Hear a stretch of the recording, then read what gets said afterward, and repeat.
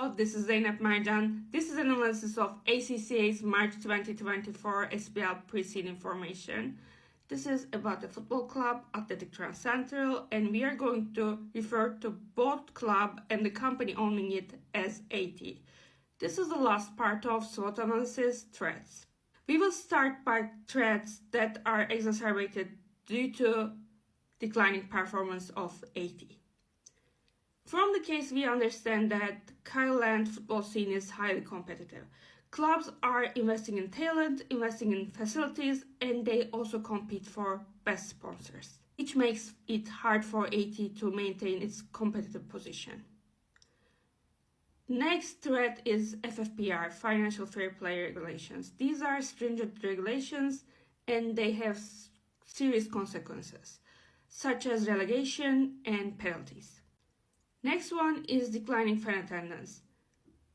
We know from the case that AT is playing full capacity at the moment when they play in their own stadium. However, their performance keeps declining and eventually fans may not want to watch their team lose one more game.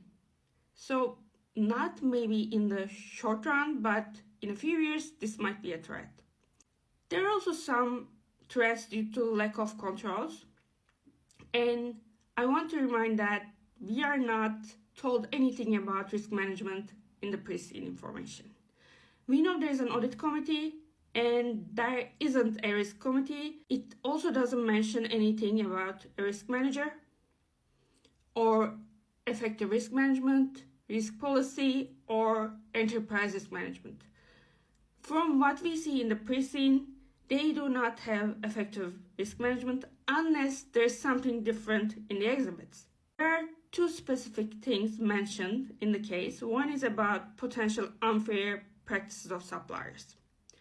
Pre-seed tells us that AT cares about fair treatment, but signals that there is no due diligence of suppliers by saying AT expects fair treatment.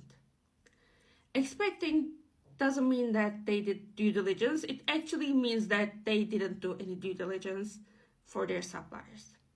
The next one is about data security. The marketing and IT director believes that the maintenance of data is currently in accordance with data protection legislation in Kyleland. Believing means that they didn't control it.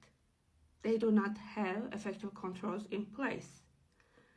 Which makes me think if they do not know they are following the data legislation, do they do the same for cybersecurity?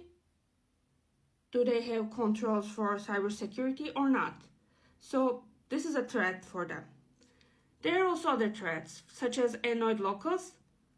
We know that matchday traffic and noise annoyed locals, and on an individual level, they might not be able to do something.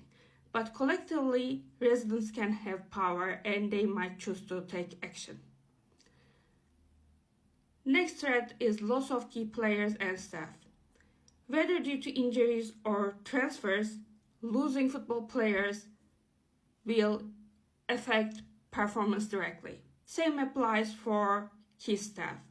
So this is actually a threat that's hard to manage because we know that, for example, injuries can always happen in sports.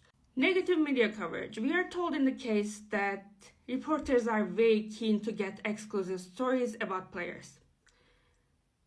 So possibility of a scandal or negative publicity is a threat.